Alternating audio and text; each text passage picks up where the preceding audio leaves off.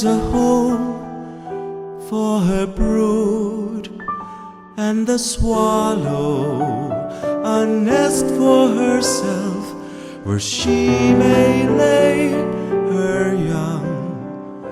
In your altars, my King and my God,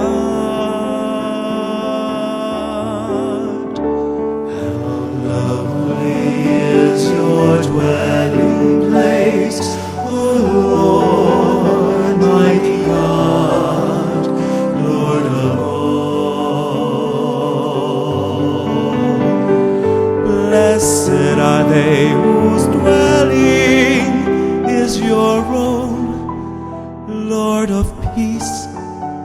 Blessed are they, refreshed by springs and by rain, when dryness daunts and scathes.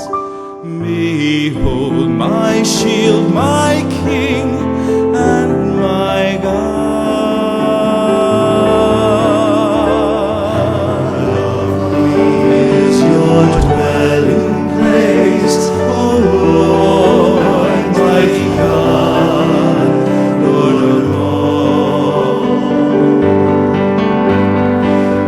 I would forsake 1,000 other days anywhere if I can spend one day in your courts, belong to you alone.